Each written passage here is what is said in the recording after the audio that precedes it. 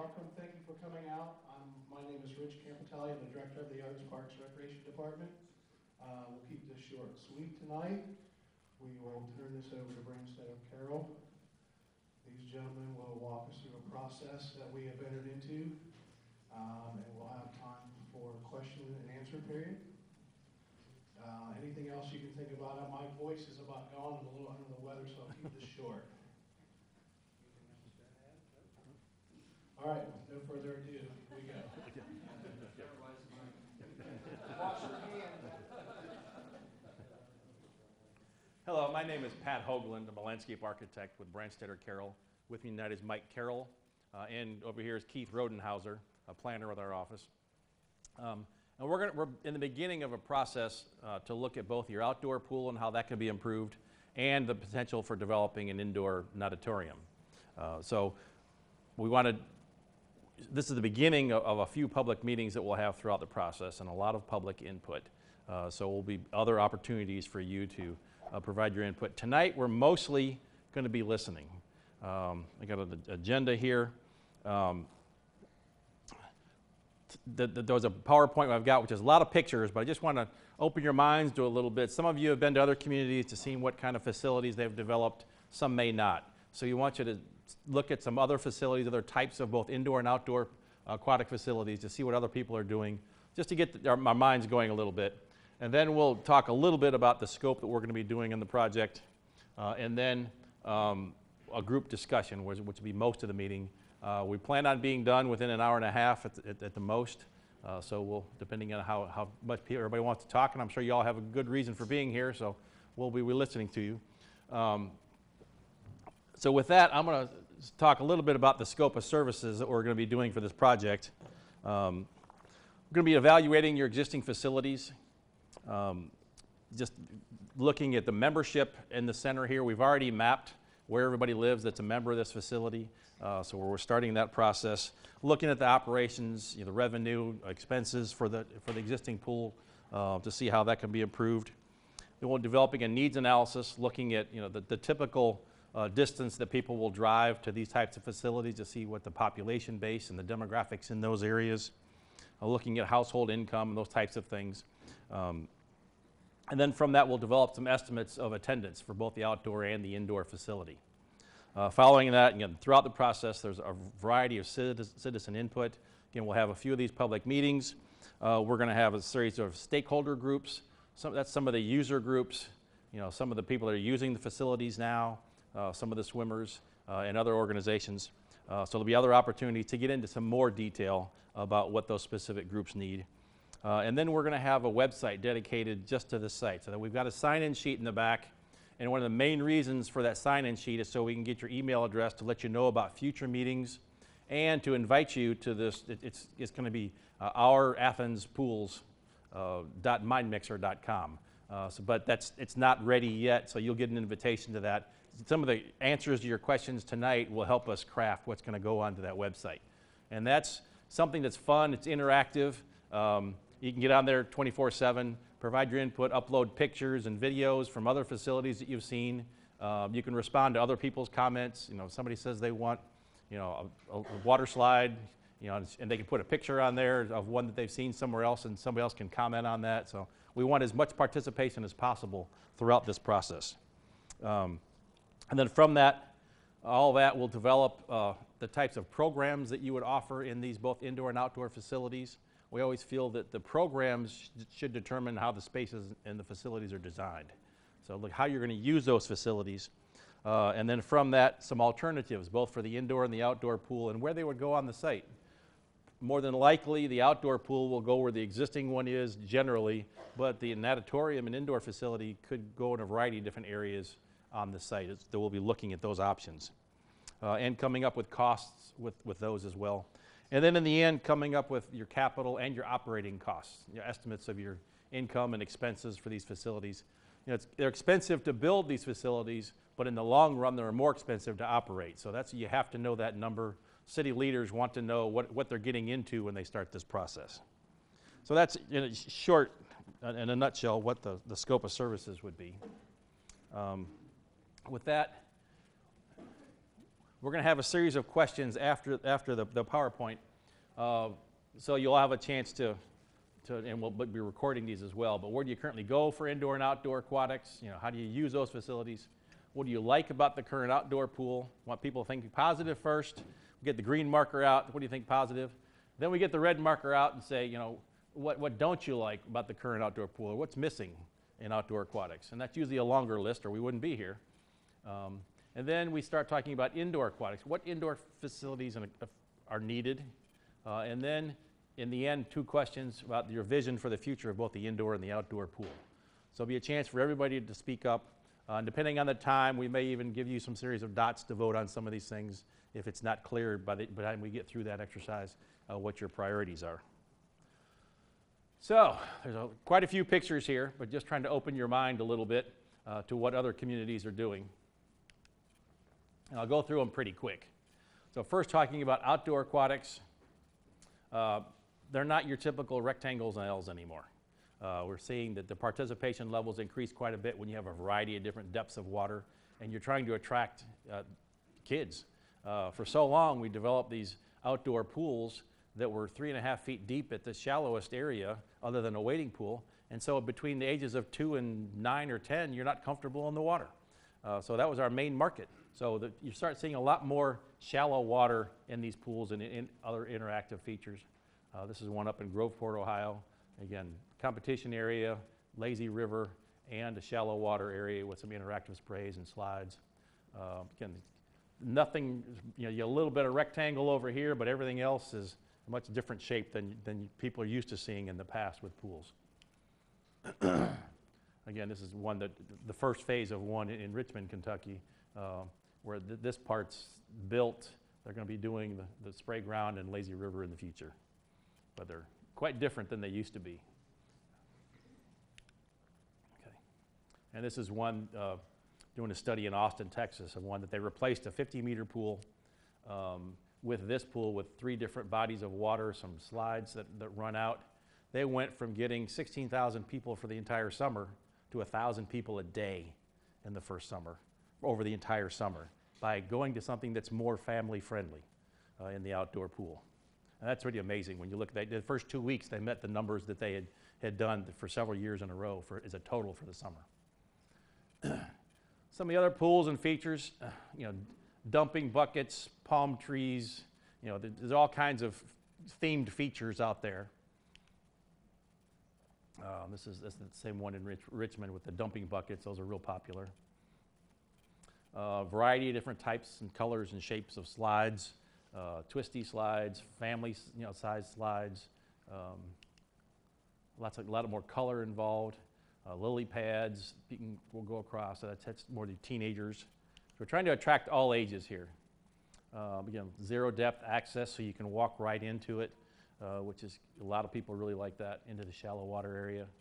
This is just up in Marietta, the little pirate ship that's there. Fun interactive feature. Again, these can be themed quite a bit. A lot of interactive valves that you can turn and put your hands over things, block water and spray. Have a tendency to stay in the water too long, get sunburned. There's too much to do. Again, the shapes, this is a little vortex area where the current goes around. Again, it's other interactive features of these dumping features in different shallow water areas. Again, they're all different colors, sizes, shapes, textures, and themes. This is sort of a yellow submarine and octopus in one. You can see some water tables where kids can play on this and dam up water and turn valves, make it go. Climbing walls are another feature that some communities are developing, sometimes in place of boards, diving boards. Shade structures are becoming more and more important. A lot of people want shade at the pools, and they'll be the ones that are first in line. They rush for those shade umbrellas and tents.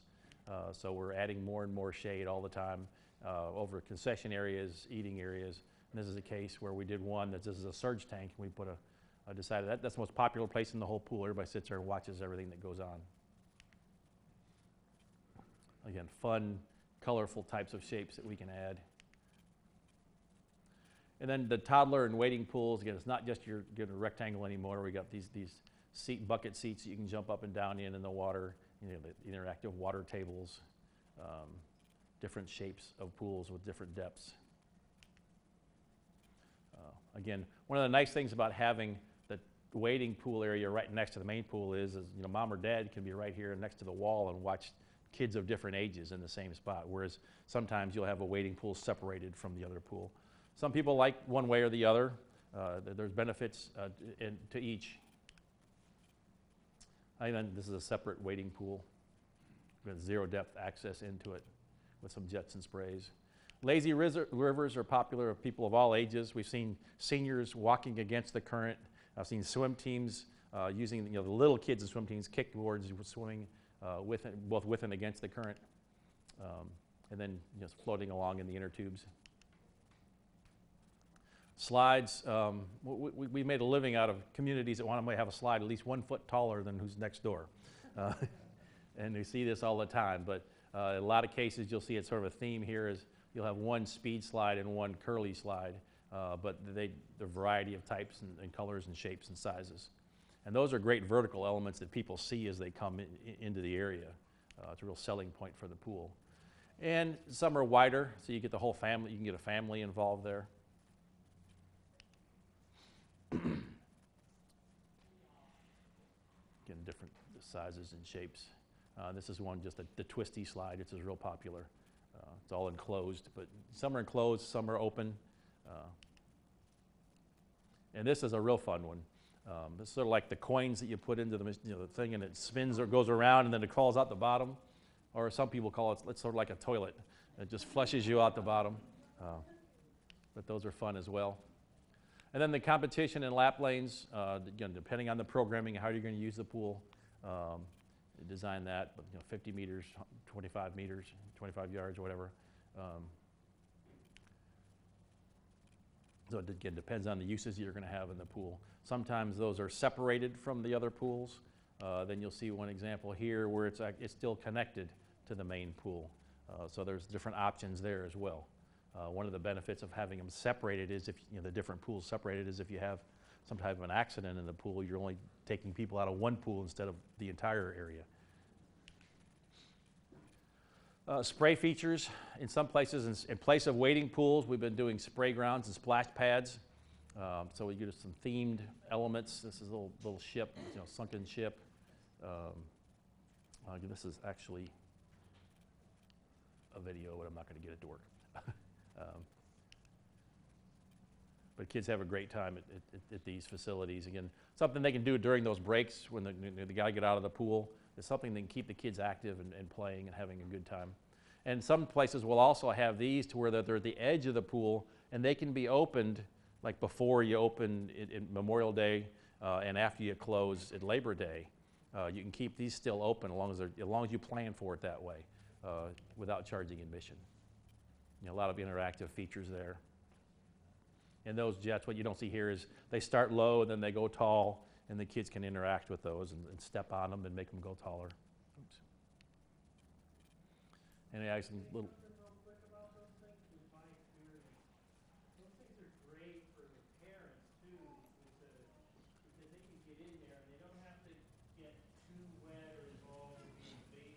Mm-hmm.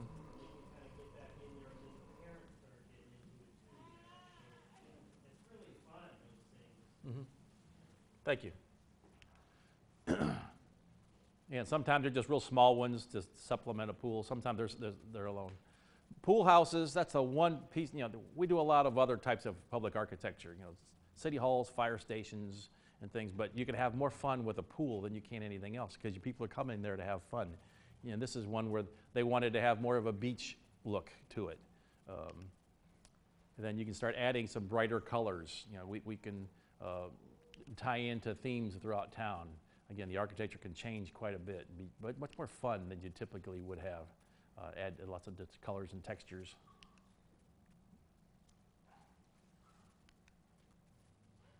This is the one that's actually themed after up in Tip City, Ohio. There was an old racetrack, horse racetrack in the area that had this octagon-shaped building in the middle of it, and we modeled it after that. So you can build upon local themes up in Groveport where they built upon some downtown building themes. Now we'll talk a little bit about indoor facilities. So the family pools is a trend we're seeing quite a bit. Something that you have a lot of birthday parties and activities. This is one up in Dayton where it's all they have. There's really no lap lanes at all in this pool, but the slide and a variety of different depths of water. There's this from a different angle. Again, up in Westlake, they got sort of a safari theme in this one with the zero depth access, some slides and interactive features. There's a whole lot of those types of things. And you have the competition pools with your lap lanes for your lap swimming and competition swimming as well. That's what a lot of people are used to. There's a few examples of those. And then a hybrid, a combination of those two types of pools we're seeing quite a bit of, where you'll have a lap lane areas as well as a lot of different other interactive areas, even some small lazy rivers indoors as well. Here's a water aerobics class going on in one of the lap lane areas. And this is one where they decided to just have 4 lanes just so they could have recreational swimmers and not so much the swim teams. It depends on your philosophy and who you're trying to reach in your programming. And then again, themed, this one was more of a beach, and you got the heron over here and pirate ship, and a little lazy river going through this one with just a few lanes. And you see that same one, just the different elements. This is the bottom of the slide coming down into this plunge pool. And then the last one, just therapy pools is another attraction, especially if you have a healthcare partner involved in this as well with some warm water. Some are bigger than this where they can actually have some of their aerobics classes in them as well. So with that, that's just, again, wanted to open up your mind a little bit, show you a few things, some trends that are going on throughout the country. We'd like to start some discussions. And where do you currently go for your indoor and outdoor aquatics? And what do you do there? And where's Mason? Mason, did you have another microphone? No? Okay. Oh, okay. I can use this one. Okay, I'll use that one. Just so we can pick it up for the television, if we could try to use those as people are talking. It might get cumbersome, I don't know. So with that, anybody want to start? Where do you currently go for your indoor and outdoor aquatic facilities? The river, rock digging and fishing. Where? The river? Okay. And what do you do there? Can't do much in 16 inches of water. Yeah. Okay. Yes. Right now, in winter, I go to the aquatic center by university. OU? Laps, yeah. OU for laps? Okay. In the summer, I take my 10-year-old to this pool, to Marietta, and to a pool in Cleveland, right around. And which one in Cleveland? It's where Geauga Lake used to be. Oh, okay. I can't remember what that one's called.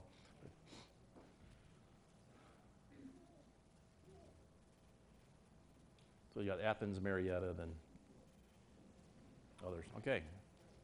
Yes. I think a lot of our families are going to Marietta and Nelsonville if they're not swimming here in Athens during the summer. So that's one of the things that, I think we need to capture those people who feel like they need to leave the area for better family recreational Okay. swimming. So you got Nelsonville on there as well? Okay. That's a good point. Yes. My family swims at the aquatic center and this outdoor pool for swimming lessons. My kids do swimming lessons all year round, so they call those the swimming lesson pools. And then when they want to have fun, they'll make them take them to the fun pool, which is Nelsonville, because Okay. they have the buckets and the mushroom Okay. and the slide. So they call it the swimming lesson pool and the fun pool. So Okay.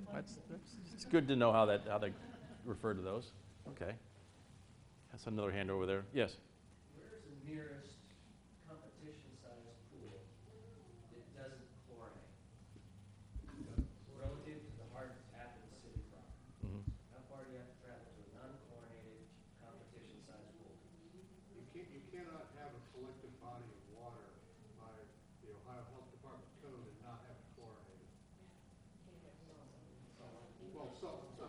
take that back. It's gotta be disinfected, you can't have salt water. I don't know, I don't, yeah, I don't know. Peroxide, UV, minor amounts of chlorination versus super saturating with chlorine, 'cause that's the first reason why I haven't swum in this town for 15 years. And that, when we get the red marker out, that'll be good to make sure you put that on the list. And I don't see the sense in spending 6 gallons of fuel for a 3-hour swim. Yeah. You know, go somewhere. Next question. I echo the Marietta and Nelsonville. Sometimes we've gone to Lake Hope, and I know other people go up to Burr Oak, and we go Okay. also to, well, we've gone to Stroud's Run, but the place out in Albany, Lake Snowden, we've gone. Lake Snowden. swimming too. Okay.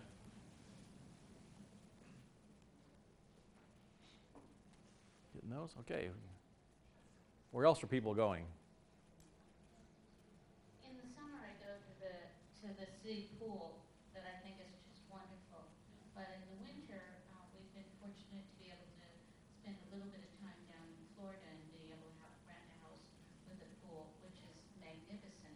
But we've been privileged to be able to go to Fort Myers and to Cape Coral, and those parks have the equipment like you showed for little kids to go in and play. And our grandchildren are from 10 to 3, and they adore those things. They're absolutely great fun, and they're great fun for the parents, and they're terrific fun for the grandparents. Great. Thank you. I know Yes, there's sir. a number of families that are using our small hotel pools to swim in. Hotel pools, okay. Memberships, and they're warmer. for Okay. Stanford as well. Okay, where else? Anybody else going anywhere else? Yeah. I'd like to echo that as well, that we do go to the OU pool, but it's really cold. It's nice because it's bigger and it has some changing facilities, Mhm. but the hotel pools are warmer in the winter. And even in the summer, it can be cold. Okay. So the hotel pools. All right. Yes. And also the issue that you mentioned, that if the OU pool, kids that are under 8 are not comfortable there. It's too Right. deep. In the pool here, there's a gap in a couple of years when you're too big to feel comfortable in the common pool, but not big enough to get yourself in and out of the big pool. So we go to those places, but the kids don't always have fun when they're in that. Right. In that window of years. Okay. Yeah, he's sort of agreeing with what I said earlier, that between the ages of 2 and 8, you're sort of missing out at this pool. And that's something we'll add when we get the red marker out. We'll put that on the list. Yes. I think there's a number of us here that swim with swim teams, both adult and youth swim teams, and we swim at the aquatic center in the winter. But the aquatic center is often closed for a portion of the summer, and I think like this coming year, maybe quite a bit of the summer. So we really appreciate being able to train in the city pool and to come to the city pool just for recreational lap swimming or to maintain our workouts in the summertime. Also, we swim at Stroud's Run for the same reason, Okay. skate park. Yes. I'm not sure, so maybe someone can help me out, but I went to Beacon School, and they had a pool there a while back, Mhm. but the problem with that was you had to be a certain age, either younger or older, but it Okay. didn't allow people, mid-ages Okay. to attend. Beacon. Okay. Yes, other places people are going. Yes, ma'am. I think sometimes people swim at Hocking College. Hocking College? They have a small pool there. Okay. You gotta be faster, Mason. Yes. Possibly, a lot of people kayak around here, and there are some locations for putting in and out, but maybe trying to bring the river into it, except for Redounding Green for the chicken plant. And get a spot for the kayakers to land, and then that sort of includes a demographic. You see a lot of kayaks on cars in the summer here, and I don't really know exactly which runs they're doing. Okay. There's, river people close by that are, sponsoring trips, and there's Okay. deliveries and stuff, and maybe the river can be improved so the kayakers can Land here at the park near the pool. Okay. Okay, good. Okay, great. Other places people are going. Back in the corner there.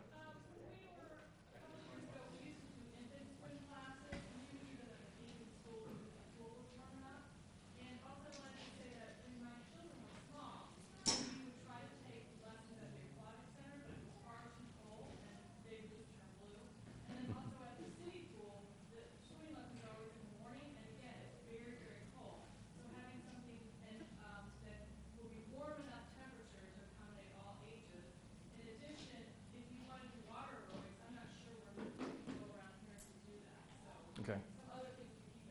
Okay. Okay. Anybody else? Any places that they're going now? We're starting to get into some comments that we need the next marker for. Yes.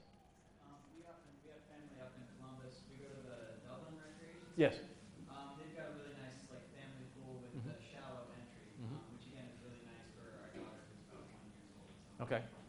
Great. Yes. She brought up the Dublin one. They have not jacuzzi there. I'm there one time a year and I go there in the morning to get things going. I think it's as good as any local massage. So if you couldn't all hear, just the jacuzzi at the one in Dublin. It's like stronger than any Oh yeah. Okay. Good. You're gonna have one of those. Okay. All right. Well, we're starting to get some other comments. So let's think positive first. Let's think about the outdoor pool here. What is it you like about the outdoor pool here? What are the good things? Both programs, facilities. Get the green one there, Mike. Yeah. Yes. It's available during the summer when the OU pool is closed. Okay. Available when OU is closed. Okay. Yes. My kids are grown now, but I'll tell you some of the things that my boys didn't like about the pool. And Didn't or did? Did not like. Okay. Well, that's the next marker. Just hold on a minute. And what you need to add to the pool Okay. to make it more for rotten ornery boys that like to have some dirt. They like to be able to run. They like sand piles to be able to, when there's timeouts to dig in the sand and things like that boys can do or maybe girls can do whatever, and the kids can do that, that they can have space to get out energy when there's times that they have to sit out. Okay. Thank you. I hear.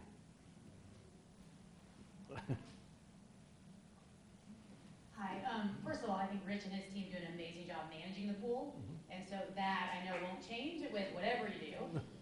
But that being said, I think the separation with young kids is nice between the wading pool and the other pool, but I can kind of see it both ways. So that's a positive. The other thing I like about the pool is the climbing wall, the water slide. It is fun, and of course they're limited by a lot of things associated with it. But they have worked really hard to make it fun, and so our family definitely enjoys that. Good. Okay, again, things we like again, right here. Oh. But that's Things I like about the outdoor pool. One is I like the lap lanes. Lap lanes, okay. And I also like the fact and I like the fact that the lap lanes in the outdoor pool you can stand up in. So if you want to do water, walking or jogging, you can also do that in the lanes. Whereas like the aquatic center is Okay. Good. It's over here. Yes. This is kind of a minor thing, but it's nice. It's probably annoying for a lot of people that in one direction in the evening you have to swim into the sun, but swimming back in the direction, the orientation, and the sunset at night is really, really rewarding and not inspirational is not the right word, but it encourages me to exercise more. Okay. That's a good thing. And it's nice. It's very important that there is the 15 minutes of adult swim time, the last hour of the night. Very often over the years, there have been times when they're a little more relaxed about letting adults in late because nobody's coming in the last 15 minutes of the pool, and it's been very encouraging was the word I was looking for. Those two things have been extremely encouraging to me to go there, but that like a nice cheap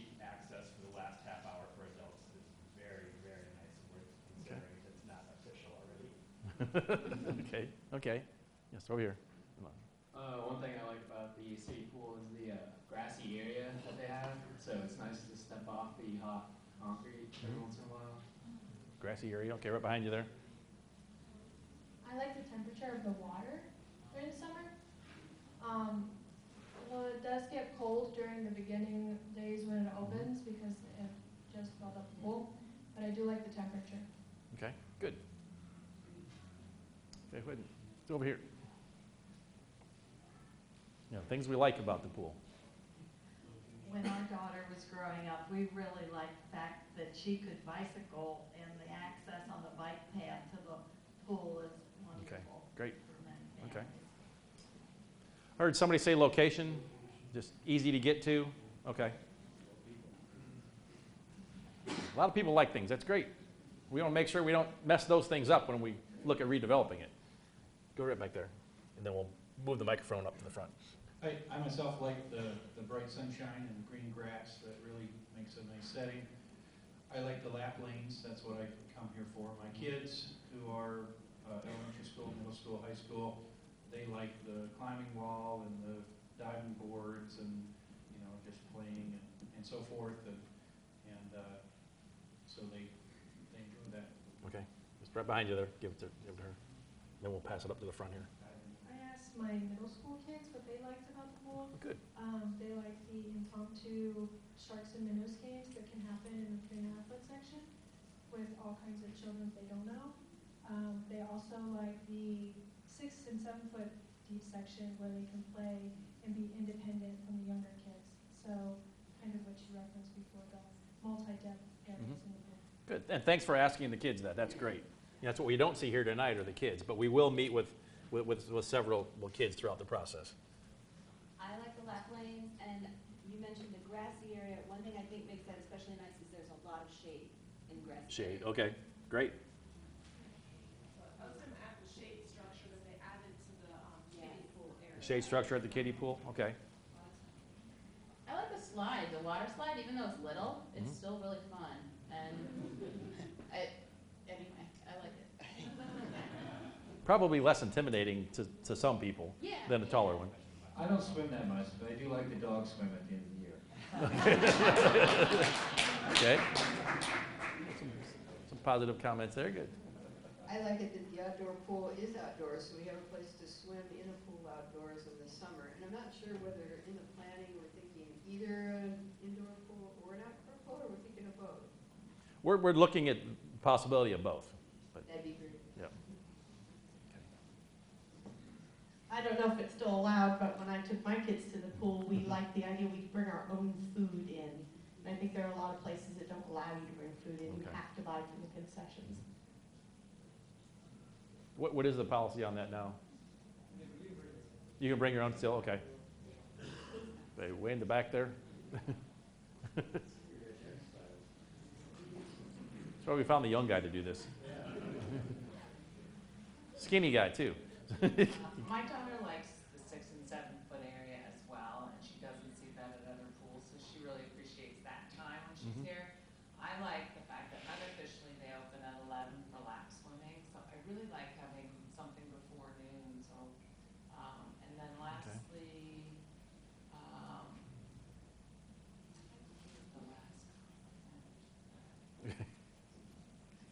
Way in the back, against the wall. Shortstop, since the mic's coming. I just want to add the proximity to the community center and the proximity to the playground, as well as the proximity to the bike path. Okay. On the point about, it's nice that there's, it's open at times when the aquatic center isn't open. I would hope that maybe in the future that could be coordinated so that maybe they're covering more times. Okay. So that, maybe earlier or like when the aquatic center is closed for the maintenance, this pool can still be open and, coordinate so that there's some place to go. Okay. Everybody's shutting down at the same time. Like May. Okay. Against the glass there. I like the price. The price? It's reasonable, and I like the fact that if kids under 3 can get in free. So because they typically don't stay for an extremely long time, and so really when we come for the day, it's $5, and I think that's a reasonable No, that's right. You can't do much for $5 these days. Okay, right here. I like that we sell paw popsicles. Okay. We have local food. Oh, okay. And our concessions. Local foods, okay. Good, thank you for explaining that to me. We thought you were the local sales rep. Yes. It's not currently available, but I like accessibility. Accessibility? Okay. Anybody else, things you like about the current pool? Got a pretty good list here.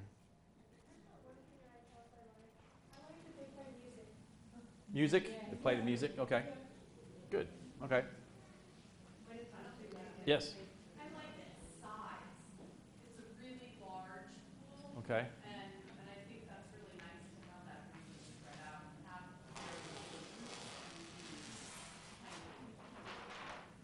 Okay. Areas for groups. Okay. Okay. Let me help Mike for a second here. Put it up over here. For people that are in silver sneakers. You need, oh, that's already got it. And Okay. then the earlier swim is all the better, especially if it's too chilly for little kids. Okay. So the silver sneakers. Silver sneakers. Right. Okay. Are free. Okay. Other things we like. I was gonna second the idea of the last half an hour that the pool's open, there's a reduced price for people that just want to swim for 20 minutes or so. Okay. So it goes back to that the fees again. All right. We ready to get the red marker out? Some of you have already been suggesting some of those things. And we can always add to these. Oh, you got it? I got 4 of them here. Hopefully that's enough. And we got more in the bag. So what are some of the things that you don't like or that are missing from, again, just talking about the outdoor pool now. We'll go to the indoor in a minute. Right there. Our children are long past the days of swimming in the baby pool, but my daughter now has 3 children, 5, 3, and 7 months. And the separation of the baby pool from the big pool is very difficult when one parent comes with multiple kids. I'd like to see those two much closer. Like some of the pools you showed us, right. One parent can watch both. Right.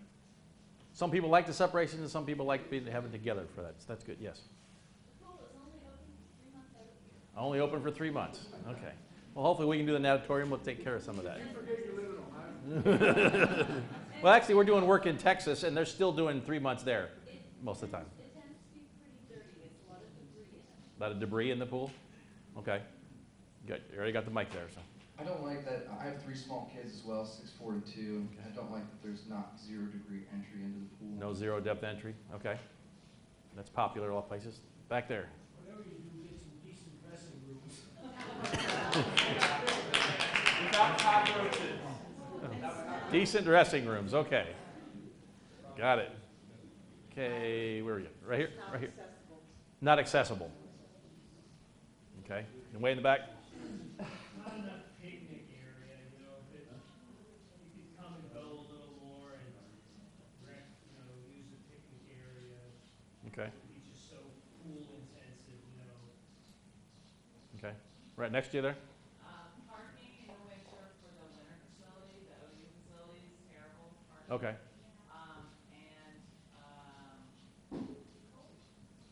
It's awful, yeah. Is parking okay here for the outdoor pool?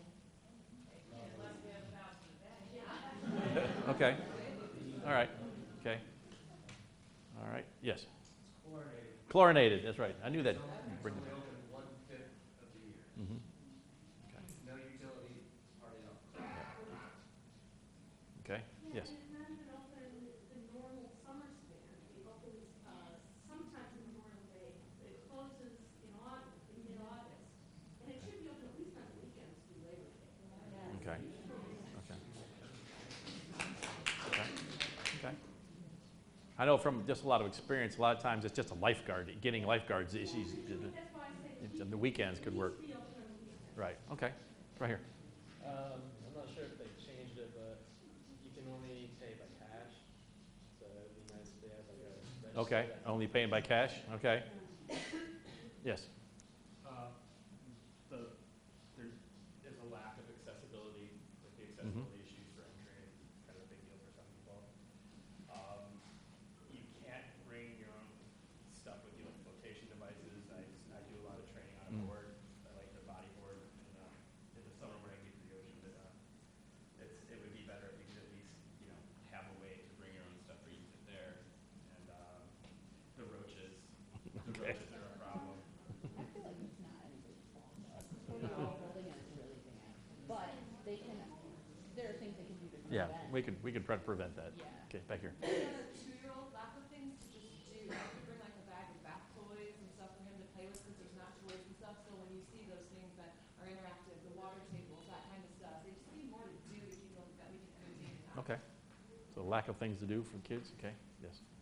Maybe it's my 20 years in the Coast Guard, but I have been to other pools where the lifeguards seem to be more on task, and I would like to see some training improvement. And I don't know who does the cleanups, but my impression is that the lifeguards are responsible for that, but they would rather have their skin removed than do cleanups. I don't know, maybe that's incorrect. Please correct me if I'm wrong, but that I just sense that the management perhaps needs to look at some options, and this is a great opportunity. If I can be of help with that, I would appreciate it. But why couldn't we get somebody to clean it that doesn't have to be a lifeguard, somebody who's a lifeguard that doesn't have to clean it? Okay. Okay. Back there. If you go late in the day, sometimes the guys, they're trying to get everything done before they leave so they can leave there. And they'll put this nasty chemicals on the floor in their, which if you end up going in their barefoot or even in the trees, it's just, you don't want to get that stuff out of there. Okay, so the chemicals on the floor. I brought it up to the management Yeah. and they quit doing it, but they, fall back on that. Okay. Yeah, against the door there. I'd like to see more shade options. More shade? Okay. And just think, with kids and just, being light skinned myself, I'm always kind of thinking about that. And it's really hot in the middle of the day, so having that option to get out of the heat. Okay. Okay.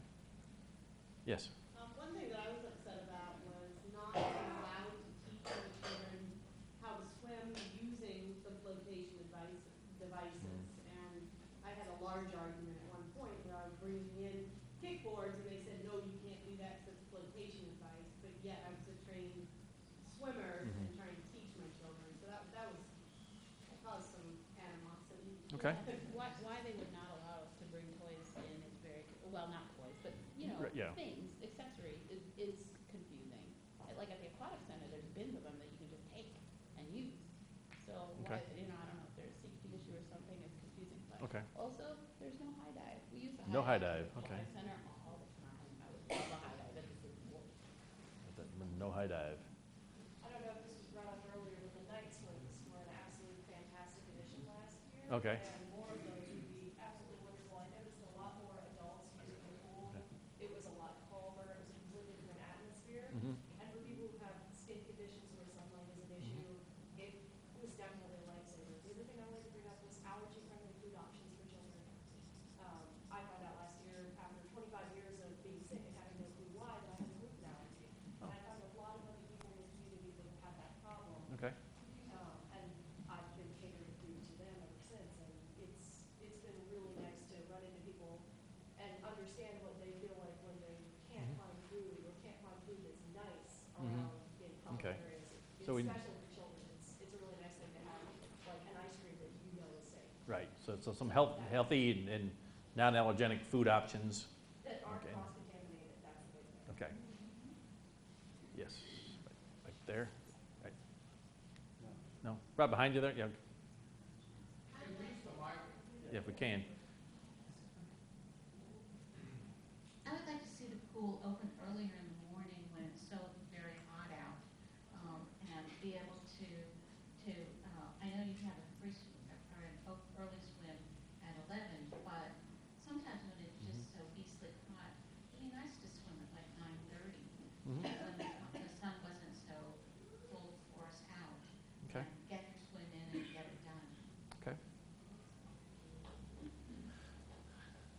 Okay, over here.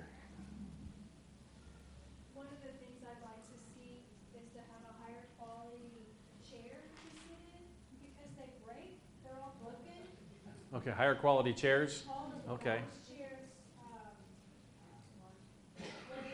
whatever that little support beam Okay. is broken.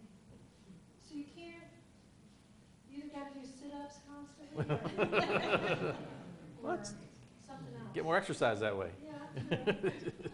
I would like to comment on the previous comment Mhm. about opening earlier.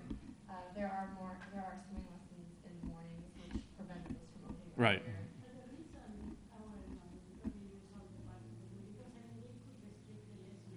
Yeah, we'll look at those options, but you just trying to see how we can schedule things.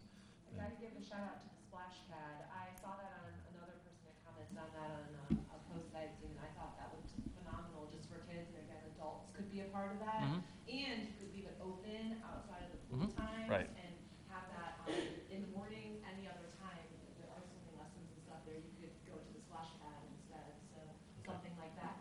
Can I ask the lap lane swimmers, when I used to be a lifeguard, I would try to swim laps in the middle, and all the kids would go under the ropes and cross over back and forth. Is that still an issue? Because I think it'd be nice to have it separate than the other. Still an issue? Okay. I used to drive cars are pretty good at enforcement, I feel. Okay. We had something more recreational to draw them to play with that, they would be willing to learn a lot more. So more recreational draws for the kids to avoid some of those problems. Okay. Really, literally, structurally, they have to get out and walk all the way around to get into that fun deep end. Yep. All right, so I wrote this down. A facility that has warm showers, because this pool used to have warm showers, and it is kind of nice to rinse off your kid before you go home. A Warm manager showers. that's on site, so that I've seen lifeguards get bullied before by adults, get pushed into turning the music off, or whatever the situation that person Mhm. finds inappropriate. The honeybees are kind of an issue from 4th of July on. Swim program needs some reworking, especially for the older ages. You basically have to go to the OU pool in the winter if you want to have somebody over the age of 8 learn to swim. The hours, it would be much nicer to have it open till 9 p.m. And lack of music, because even though somebody says there's music, there hasn't been music in 2 years. And I don't know a pool that doesn't have music. I mean, it makes the lifeguards happy, if nothing else. And also the Marietta Pool House seems really kind of unsanitary, more so than ours. So here's a new facility that looks kind of grungy already. Okay. Yes. Also another thing, have you been to the Nelsonville water park? Not yet. No. They've got little tents and things that have water dripping down from them, Mhm. so children can play in water without being submerged Right. in water. And that would be a really, really nice option for people who don't want to be in the water, people who have disabilities, people who have very young children that are at a drowning risk if you turn away for just a moment. It's a really fun thing to do without having to Yeah. worry about Yeah. them getting Yeah. Just say that again so everybody can hear if you don't mind. The Nelsonville Water Park has these basic fountains where people can run around and play in the water without being inside water. So for people who have young children, people who have disabilities, it's a really nice, productive way of playing in the water without having a drowning risk. Okay. Thank you. I'd like to see a little science experiment in the kids area where we get one of those wave electrical generators and see if the kids can keep the lights on. Help pay the bills. That's interesting. I did see all the ellipticals and treadmills at I think it was Texas State University were all tied up to the grid, and there was a monitor that showed how much energy they were generating. It wasn't that much to burn a light bulb for a couple days all year, but it still showed that what they were doing was interesting. People tried to see how much they could get that meter to move. Any other thoughts on things that you'd that you don't like about the outdoor pool? Yes. I don't like it when the music's too loud. I don't mind music, but Okay. it's- So the music can't be too loud. I've enjoyed no music because I didn't enjoy it when it was way too loud. Okay. So we got different, differences there, but that's okay. All right. One more? Yes. I don't know, at some point, a pool gets so old that you can't really maintain it. We're probably about there. Right. I would say that let's get the maintenance requirements and budget right. So get the budget right. Okay. Then you're just like availability of parking. Parking? If you expand this facility to any degree of what you put forward in your presentation at this point, turn it into an aqua theme park, Mm-hmm. and the attraction, the number of people that are attracted to it, that itself is going to have its own footprint. Where in the world does anyone expect to come up with the real estate to park those people? We have to look at the parking requirements because once as I talked about, attendance typically goes up once you do these improvements. You're attracting more people, so you got to have enough people to park. People, I asked that question. It doesn't seem that it'll be much of a problem now, but it's not that big a parking lot out there. 9 months out of the year, it's not a problem. Right. Full flood. Right. All right. We ready to start talking about indoors?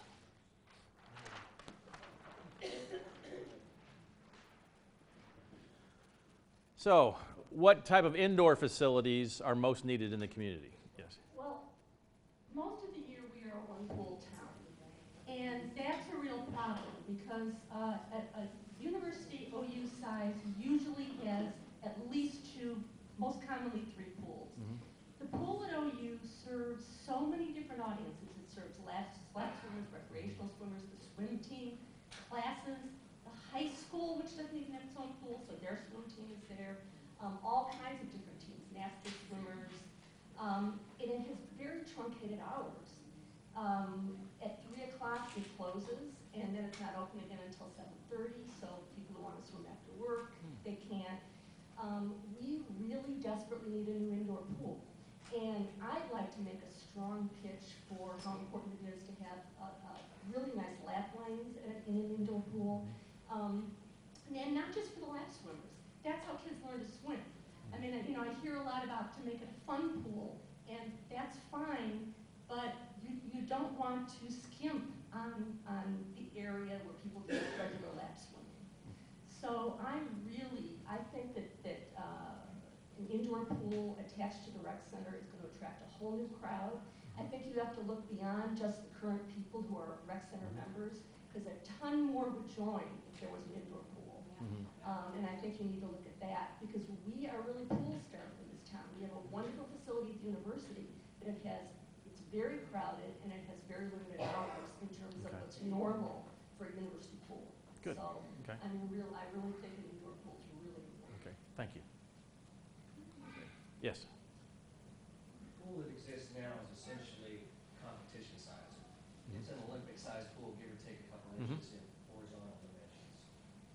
So the amount of concrete it's going to take to reproduce that pool is not going to be that much different to make it competition legitimate. In doing so, in an indoor pool, you can attract swim teams, competitions, apart from the residents using the area.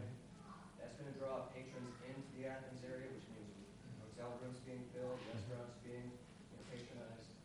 It's 365 days a year, or if you take out the 10 federal holidays in the year, you've got 355 days of use. You got people that go to work early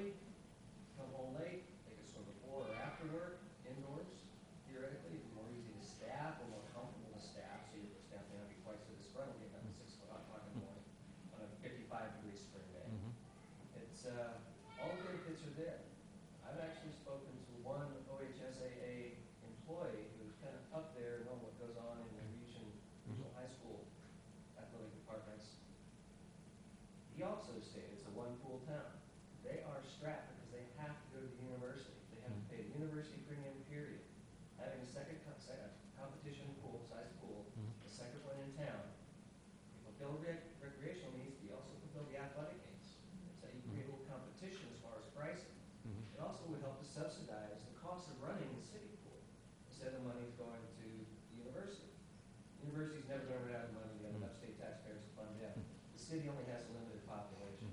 It could stand to draw in some extra revenue during off hours. It's, so focusing on an indoor, full utility, 365-day-a-year pool in first place, before the water parks and the parks, but not, you know, denying those other needs. I think you're on a good place to start. None of the local schools have pools. You know, I came from an area, I was on a swim team, and when I came down here, I wanted my children to do that, and there isn't an opportunity for that. There isn't about that. And that's one of the best extra universal exercises there are. Better than bicycling, no concussions like football. Okay. All the schools might fly out and use time for that, or they could bring in swim teams and swim clubs to use that facility. Okay. Right here. The university seemingly has a lot of money, but where they spend it in relation to their pool is very questionable, and they've been trimming back facility access for a long time. Having access to a city pool, I would happily pay the city rather than pay the university at this point, because they have limited their facility enough to make it incredibly difficult to get there, and there's rarely parking if you have to go during the day. I don't want to give them my money anymore, even though I graduated, and I'd much rather you guys had my money. That's a very good point. You could limit the access maybe to adults only or something, or but you should include some shallow lanes if there aren't any for the swimmers too, so that those who have issues can still reach the ground. That used to be a problem. Okay. And some people ask if we stand up when you're talking, and definitely try to use the microphone so everybody else can hear. So we got a big crowd here, which is great. Oh. And also, when we're talking about the indoor pool, we just want to make sure, you know, for the little children, especially throughout the winter, we wanted to make sure that we could get like a graduated entry for the smallest among us. And another thing, not necessarily specific to the indoor pool, we wanted to ask about the possibility of somehow getting like infant self-rescue classes available at the pool somewhere here in Athens. The closest available, I think, right now is like all the way up in Columbus. Okay. Thank you. Oh. Are we talking indoor pool? Yes, indoor pool. I have a request from Carolyn, who just left, just to make sure that it is accessible. She would like to see the therapy pool with bars and a lift, maybe that's standard. And of course lifts, and the consideration of additional staff to assist in persons with ability issues. Yeah, the accessibility is mandatory. That's got to be done, and it's at least 2 forms of access in every pool. So, okay, other things that are needed on the indoor pool. Yes. Okay, here. There you go. I just think it would be really, really great to be able to work out here and change out of your workout clothes and put your bathing suit on and walk through a covered walkway in the winter to the covered indoor pool and finish your workout in the pool. So I think they go hand in hand, and everybody that works out here, you know, that I've talked to, is like, oh, tell them I want that too.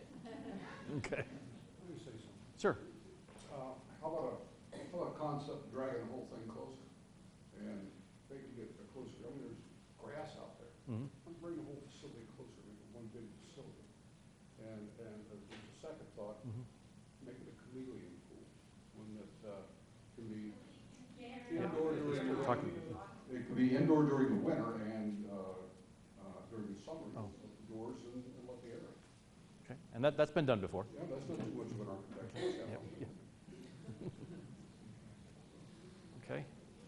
Other thoughts on the indoor pool? Yes. Yes, stand up, please, if you don't mind. I was thinking about having a place where you could take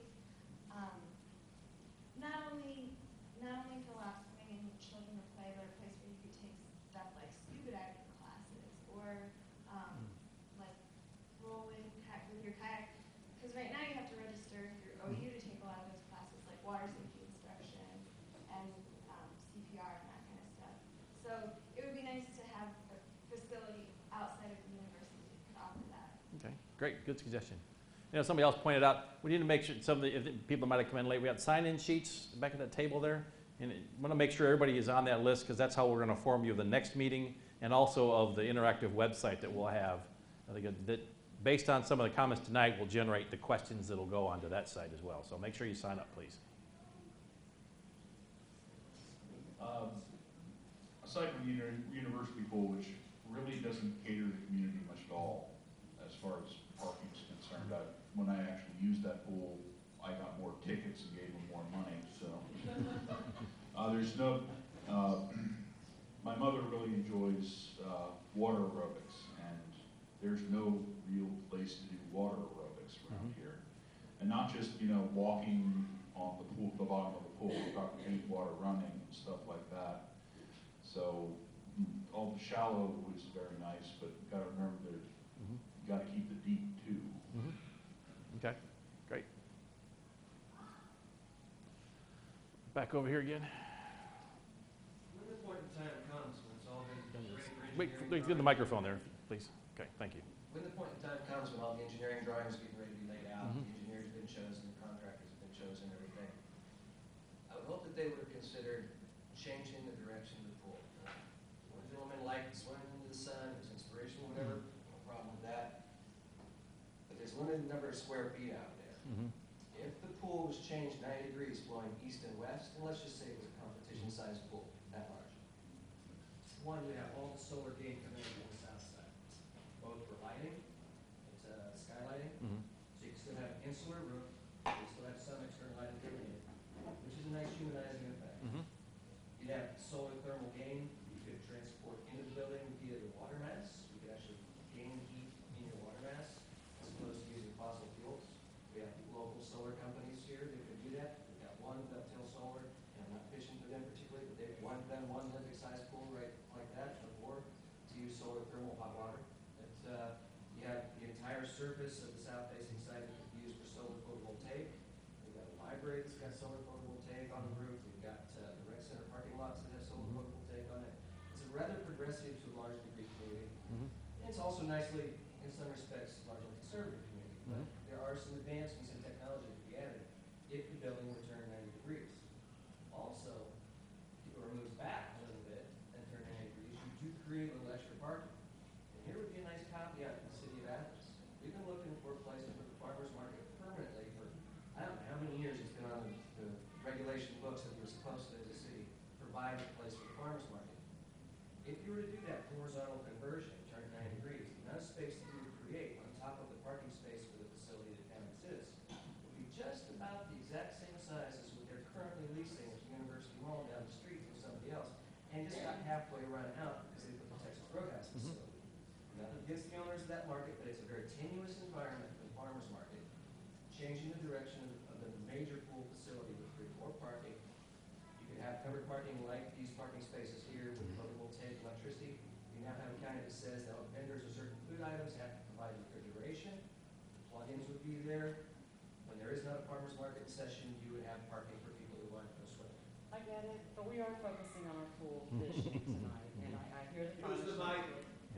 I could talk really loud, sorry. I was asking to please focus on the pool visioning tonight. The possibility of an indoor and outdoor.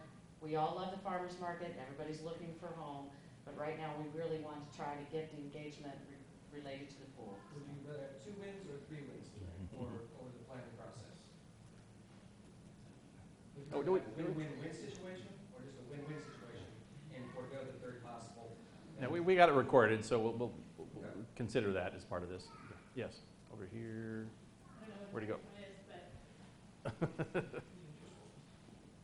Thank you. I know the site footprint may not allow for this, but I'd love to see a connection between the two facilities. I know it's hard when you're designing one and then the other, but thinking about either garage doors that open to connect them, and you think about the way programming occurs and the ability to split, whether it's a team or send people one place or the other, because it's not like an indoor facility is not used during the summer, it's still used. You're not going to build one and close it in the summer just because you have an outdoor facility. So making that connection from a programmatic standpoint, I think, would be very helpful. Okay. There was discussion, maybe in like around 2008, of doing an indoor-outdoor facility, connecting it to the rec center and putting it over where the current tennis courts are, and then moving the tennis courts to where the current pool is. because the tennis courts currently flood, and if you were to build a new facility, you would build up that area. That would take care of some of those issues. And another thing that was really a contentious point was the degree to which you would heat the indoor facility. So for a swim team, for example, it needs to be around 78 degrees, but for other activities, they recommend 84 degrees at the lowest. So is there a way to zone an indoor pool or kind of connect the indoor-outdoor and have one area that would be ideal for a swim team or swim activities of that nature, and another area that would be warmer for people that need, you know, the water aerobics, or for older people to swim laps or that kind of thing?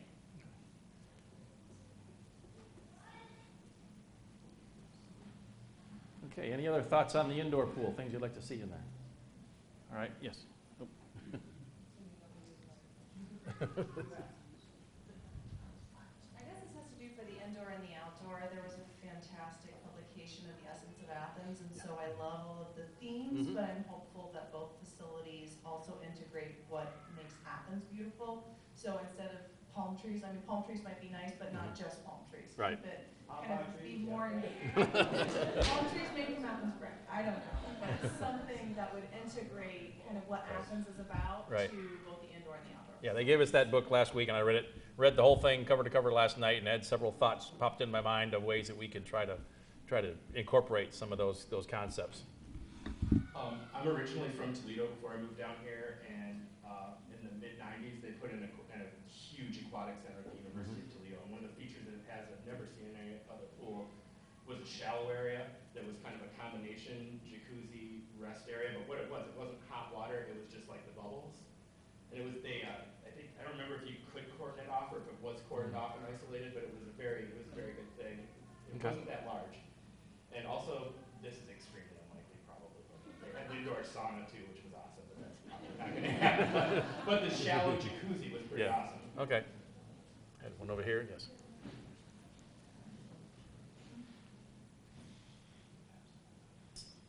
You can have, to your point, I don't know your name, I'm sorry, about having a heated pool. That's a big thing with more of the university and the collegiate program. You can run, I coach Bobcat Swim Club, and I've grown up here, and I love the aquatic center, but I also see the need for another pool, and there's no doubt about that. You could run a high school or club program in more of a YMCA type setting where the water is warmer. You don't need an Olympic-sized pool. I mean, we could easily get away with an 8-lane, 25-yard pool with those other things there for younger kids, or swim lessons, or aqua aerobics. There's a lot of possibilities. So I think some people seem like they're limited to it has to be cold or warm or size-wise. All of that is very doable. Thank you for being so flexible. Yep. And it does need to be different bodies of water, though. Okay. There are two sizes of pools that are regulated for competition. It's 25 to 50 yards. So Right. you can go either one, depending upon what else. Right. So, because it'd be a shame to short it by 1 foot, and actually Right. eliminate the option. Okay, back there. Oops. To try to remember to, if it's going to be an indoor pool, to somehow get it to light so it shows from the street. Indirect or something, it'll get a lot of attention, people driving by. It's a nice reminder, you know, we made the accomplishment. But it'll also, it's dark early in the winter, and it'll attract a lot of attention and maybe bring people in more, and rather than if it was dark and people really didn't know it was there. It might just be a little bell tower or something. You know. Just a visual attraction. Okay. You see a lot of the indoor pools, some of them, you know, especially the resort type things, will have the slides coming out of the building, and just so you sort of see that there's something fun going on in there. Just a thought. You need help? Yeah. Okay. Just a second. This is a three-hand work here. There we go. One more, Rick. There we go. Okay. All right, now we're sort of doing some of this already, but let's talk again back about another about the indoor pool again. Okay, I'm sorry. Yeah, I work for local EMS, and I'm just making sure that about, make sure that with an indoor or outdoor facility, that we're gonna make sure that we can get to every single part of the facility to get people in and out as quick as possible. So emergency accessible. It's nice over at the other pool, but it has been a little crowded and hard to get around sometimes with Okay. our equipment. Good point. All right. So now we want to just switch a little bit, go back to the outdoor pool. Now that we've talked about, we've seen pictures of a lot of different things, and we've talked about some things. What's your vision for the future of that outdoor pool? What are the, now that you've been through this, what are the most important things you want to see in that outdoor pool? A lot of water? Lanes for laps. Lap lanes, okay.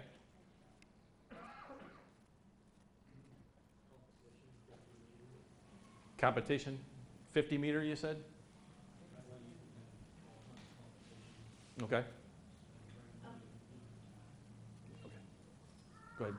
A lot of people have talked to me about it being sustainable and using. It being sustainable in the long term, looking at alternatives and having alternative energy within it, so that it's economically sustainable over the long run, and that it can act as a model for other communities that want to look at a kind of a progressive sort of pool. Okay. Good. That applies to both the indoor and the outdoor pool. Yes. A lazy river. A lazy river. I saw a couple of hands clapping there. Silent clapping, I guess that was, right? I would just like to see every age group accommodated so that we have like a full life cycle of activity and keeping people moving and moving, not just standing. So thinking about how we can keep people moving at every stage of life throughout the facility would be great. Okay, great, thanks.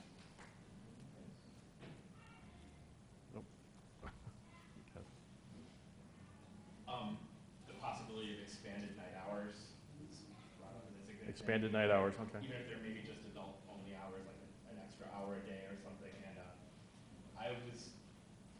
while I would love to see a wave pool just because they're awesome, I was talking to somebody about it, and they brought up that it's really a good thing for seniors and people that have disabilities. So if that is indeed the case, I want to see it looked into. But, that would be great. And plus, no one else around here is offering that in any of the outlying communities. If it would bring in money from people coming in, it would be excellent, and it's something other people don't have. So, but that brings up a bigger point, though, is you want something that's going to draw people, not just from Athens, but from a wider variety of area. You're not going to Marietta anymore. You're staying at home for the facility. Okay. Other things, just your vision for the future of this outdoor pool. Yes. In some form of continuous pool, quote unquote, incorporated into a wave design. Mike? You get the stress, continuous pool as you gain the stress training or the exercise in a small space. You could have the wave feature perhaps for a wave pool to some degree. I don't know what the parameters are. No, you could do that. You could certainly, I'm sorry. That's all right. Yeah, you could certainly do that within the confines of the design. That's the focus of what you want to hit, is that you can develop all kinds of current action. I mean, even to the point of, like somebody mentioned earlier about like kayak training. I mean, you can create different water currents within a pool if that's the focus of the work. Yes, sir. Right behind you, and then we'll go over there. Zero depth entry. Zero depth, okay. And I like the new water slide there, but maybe a smaller one for the smaller kids. I like the family slide up there. Okay. But the little ones want to go on the slide too, and they can't because it's in 2 feet of water. So something for them also. So you want big slides and small slides and Yeah, family both. slides, okay. Okay, right behind you there, then we'll go back over here. I think it'd have to be a coordinated effort, but I'd like to see reliable transportation for people within the surrounding rural community who don't have access to vehicles, but have young children. Okay. So is there a way to make it accessible to all people? Okay. Good point. And way in the back here. If you I had a big a lot of these things sound expensive, like wave generation, and a little mini hydroelectric power plant down there at the river, 365 might offset the cost. Wave generation and heat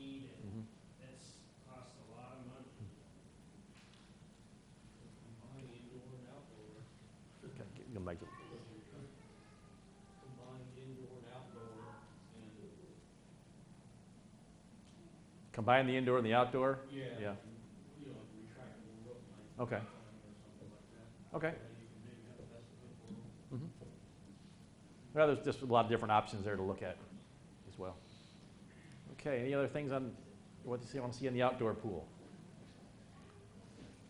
Right. I'd like changing rooms with lockers. Lockers, okay. And more than likely, we'd have family changing rooms as well, besides just the men's and women's rooms. I want to be able to leave my stuff there, so I can. So you want to be able to leave it there overnight? No, No, just for the, oh, it's just, okay, while you're out, okay. Yes. I know I'm making a lot of extreme high-end suggestions, but at least consider a water slide. I may have missed it. So. Okay, okay. All right. Okay. I believe one of the aspects was the grass area, the green area. Right. So Okay, good that'd be point. something put in place. Right.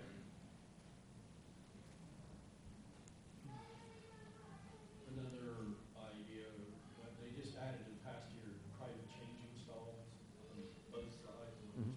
Private changing stalls, okay. Maybe some private shower stalls. Okay, good point. Again, that applies probably to both indoor and outdoor. All right. We just got a few more minutes here. So we got a pretty good list of things to go on the outdoor pool. You want to add something? So do you take what was good about the existing and then incorporate it into this? Right, we'll take all it in, and there may be some, right. As Pat noted before, we're going to try not to mess up the things that you like about Not that we're going to recreate exactly what you got, but some of the ambiance and the things that you like, we want to incorporate into the new design as well. This is really small, but some secure bike storage. There's so many people that ride either Good point. with bike trailers for their kids or high-end like triathlon bikes. It's, you know, to put a chain around it and leave it outside the pool at the moment, it's a little not great. Current pool is basically rectangular in nature, and because of that, you have sight lines that allow a minimal number of people to supervise it.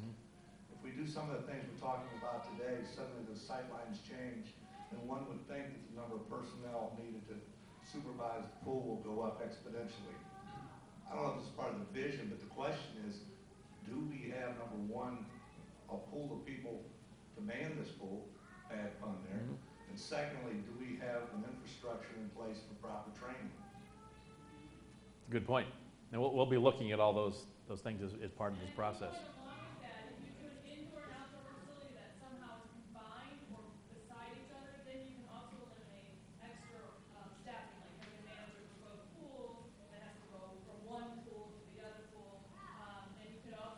Utilize some of the same lifeguard situations. As they're doing their lifeguard rotations, they can go indoor and outdoor. And we found that having an indoor pool gives you more opportunities for training lifeguards as well. So that's something a lot of communities, that's their biggest problem, is having enough, the indoor space that they can train the outdoor facilities, because the new configurations we showed do require more people. It's not as easy as just those rectangles. Okay. In the back. I have a picture here. It would be hard to see, but this gray plaster on this pool made the water aquamarine looking instead of so stark. And you know, making the depth more tan or something, this was travertine. Okay. It was just gray, a little bit of gray in this plaster, and it made things look, you know, Italian aquamarine, and it Okay. big difference with a little bit. Okay. All right, we've got a few more minutes here. Let's switch to the indoor pool now. What are the things that you'd like to see, or your vision for the future of this indoor pool? What kind of activities do you see taking place there? What's involved in it? We did some of it. You want to do the same things? Is there anything else we missed from that list? Yeah, I think we got it.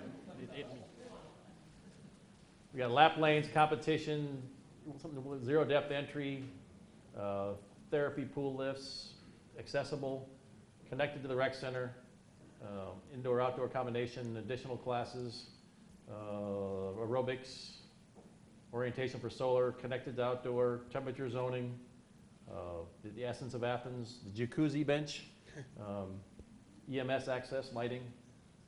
Anything that's missing from that list of what you want in the indoor pool?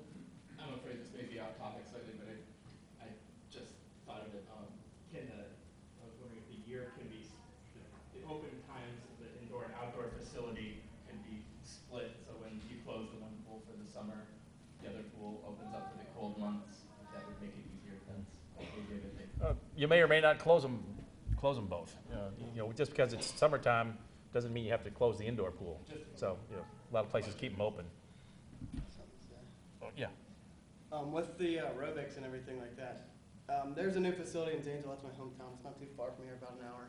But they actually have a full-size Olympic, lap lane pool. And then right beside it, they have a warmer pool. They call it a therapeutic pool, and they use that just for aerobics and things like that. And I think, with the lack of it, I think that would be pretty good. It doesn't have to be that big, just big enough to cater to the population that would use it. So I think that would be pretty good, too. Back there.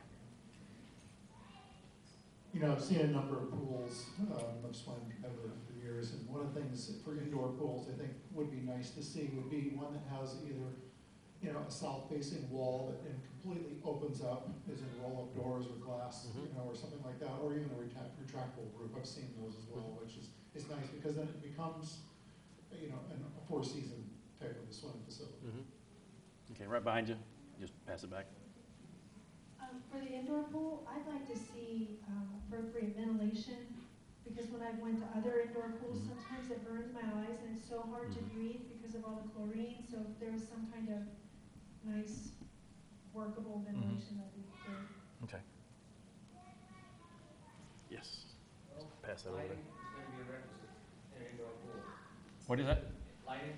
Lighting. If you put a roof over a pool, you either go with an uninsulated polycarbonate, which has no insulated value, or you close it in to a large degree, let's say 80%, and block out the sunlight to maintain the heat, both the heat loss from the water and the air environment. So that means you're going to have to provide lighting, which is going to be an energy cost. So high energy efficient lighting, LED lighting, high bay LED lighting, directional high intensity LED lighting, shooting across the pool, low angle, things of this nature. Service for such a roof is going to be cost intensive if you put the high bay lighting above the pool. It needs to be above the aprons where it can be accessed with a ladder or a walkway, as opposed to really. You can't put it above the pool. Yeah. That's a given. Well, You can't there put you it go. Yeah. It's usually reflected light that goes around the perimeter of the pool, reflecting up to the Anything ceiling. that meets the 1400 lumen requirement for competition Yep. swimming, whatever it might be, but is energy efficient, those sorts of things. Right. Okay. I don't know if we specifically listed on the indoor pool that we'd like to have state-of-the-art chemistry so that we don't have a lot of chlorine fumes. Can I have the microphone? Sure. I can promise you won't be using chlorine on the indoor pool. We'll be using a UV system. I mean, there's a UV system is a very expensive item, but on a year-round facility, it makes all the sense in the world to put a UV in and eliminate chlorine. It also helps with your control of chloramines, and as we were talking before about ventilation, of getting the chloramines off the surface of the water, which is really where most of them live.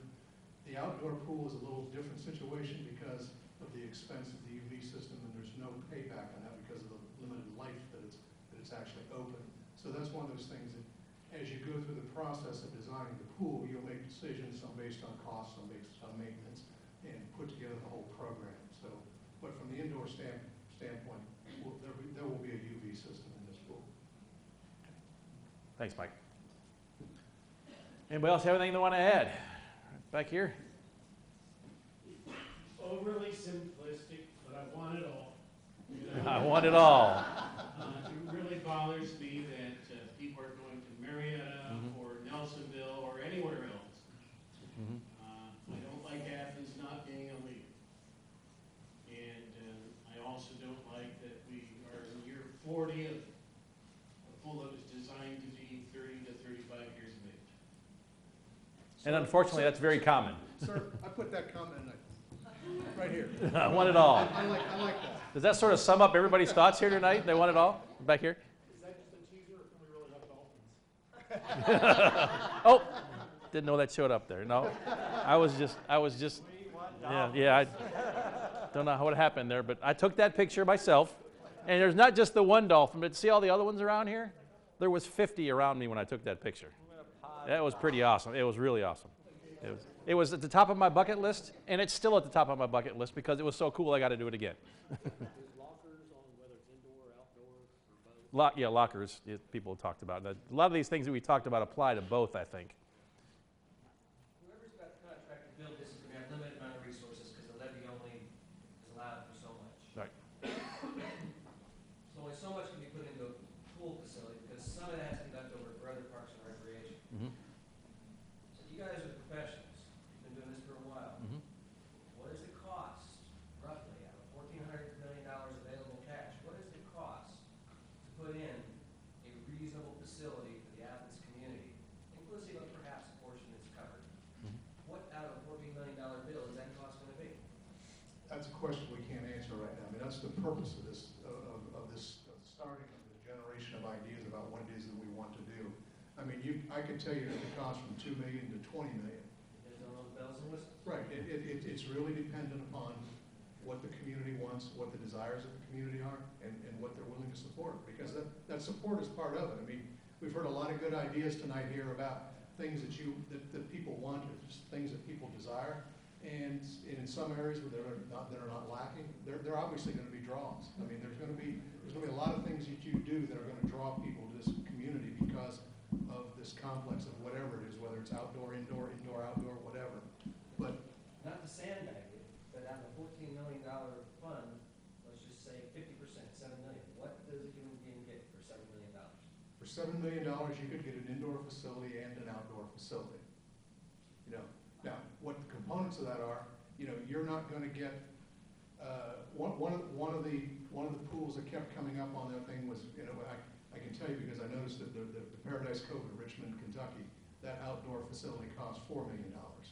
So, you know, again, for $7 million, I would say you could achieve an indoor pool and an outdoor pool. Now, what else goes beyond that? That's the unknown.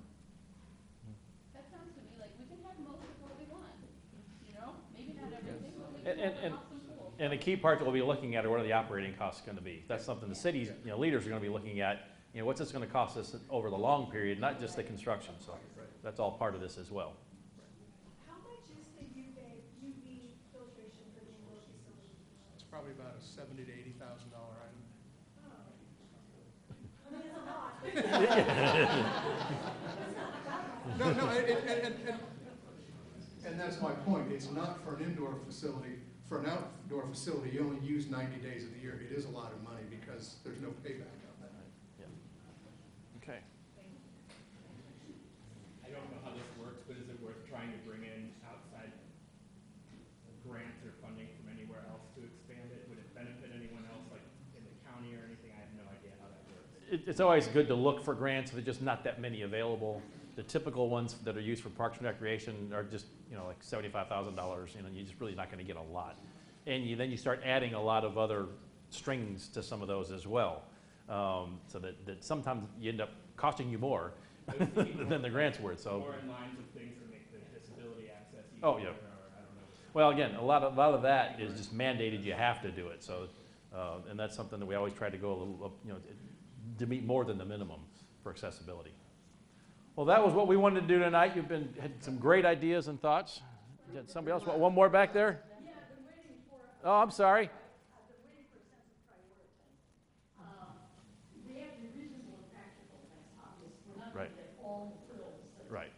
people have been suggesting. But I would suggest start on the indoor pool, keep the present outdoor pool until the indoor is done and people can then move into the indoor while the outdoor pool is built. Is that in your thinking, or would you think you're starting with the ones? In which case, the outdoor pool would be unavailable to us, those of us who want to swim every day, for a year. Well, depending on how we've done a lot of pools where they start construction the day the pool closes and it's open Memorial Day. Depending on the winter and if you have the contract, you know, ready so that, you know, later in the summer you already got a contractor on board. He's already ordered his materials, and so it's done all the time. I'm talking about the outdoor pool. Yeah, the outdoor pool. So you wouldn't necessarily have to lose a season on the outdoor pool. Right. And that's, into a lot of communities, that's very important. And the contractors are set up to do that. Can the construction contract be written in stages so that one phase is complete first, and then should the company go bankrupt or belly up, or some other unforeseen circumstance takes place, nobody's left hanging in the back and holding the bag? Sure. Yes? Any other final thoughts? Rich. Oh, you got his hand up here? Is any attention going to be paid to keeping as much contracting local as possible? To keep as much money in the community as possible? Is that even an issue? It's a public bidding process. You've been talking a Yeah. lot. We always try to. I mean, that's a common thought in most of the projects we do. The reality, as Pat says, it's a public bidding process. So it goes out to public bid, and you have to take the lowest and best bid. Now, when you define the lowest and best bid, if you've got a local bidder who's very close but is not the low bidder, you can take action and say, okay, we would like to have a local guy involved here, and we're willing to pay a little bit more for it. If that's the case, that be. But we always try to advertise things and make the project well-known so that everybody knows about it, so that they have the opportunity. And, you know, we've even held sessions where people can come in and talk to us, and we show them what their scope of their work is in order to try to get them involved. So, yes, sir. Thank you. I only have one more question. Only one. Seriously, the last. When I walked into the room and saw the PowerPoint presentation or whatever there, and your corporate logo on the bottom left-hand corner, you guys have expended money every time to be here and put the presentation forward. You're business people. On good days, we're good business people. The other days you're on the golf course. Here's unfortunate. Making more business. Where did, your firm's name is Baines? Brandstetter Carroll. Where did your firm come in? How did you get brought into this process? To what degree are you cemented into this process now? Is there any place where, well, we're done here and somebody else takes over? I was under the impression this was a community meeting. Now, I'm an outlier. I live outside the city proper, but Athens has been my home for 15 years. So This is a community meeting. But what is your role here? The city of, as Pat went through at the beginning of the program, that list of scope of services, that's what we've been hired to do at this point in time. We've been hired to try to generate ideas, incorporate the ideas of the community, come up with a concept design, and again, as Pat keeps saying, deal with operating costs so you know what you're, so that the city actually has a roadmap of how they can move forward at the end of this concept study that we're doing. Your job is to streamline the entire process from A to Z theoretically? No. When we are done with this, then you're going to go through, like you mentioned before, the architecture, engineering, construction selection. The city will go through that process. At this point, we're not under contract to do the design, the construction documents for this. If you're fortunate, you did it. Right. We may or may not, but hopefully we will. Hopefully we should have an inside track, but you know that's for others to decide. Get out of the blocks first. They're not unfamiliar with that. No. They did a feasibility study in 2004 Right. on this project. And didn't get selected to do it. Yeah, I have a copy. Okay. Good. Where is the nearest covered competition pool to Athens apart from the university and Columbus? 50 or 25? Yeah. Where's Mason? Zanesville. Yeah. I didn't know the city of Zanesville had built one. That's a city project? No, it was a university project. But Okay. it was Okay. kind of like a Y. Yeah, Okay. I'm going to say outside of a YMCA or university, indoor 50s are rare things to find. From your business perspective, do you think it would be an attraction to this city? Or one would be an attraction to the city?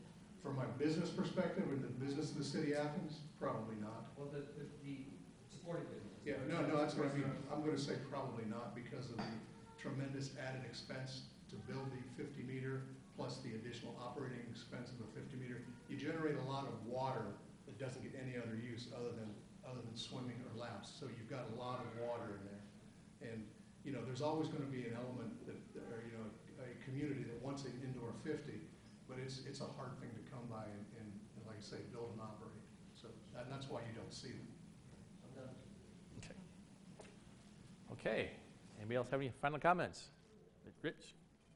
First, I wanted to thank everybody for coming out, and I wanted to also make sure that you're aware of that this is just one of many meetings that will address the master plan.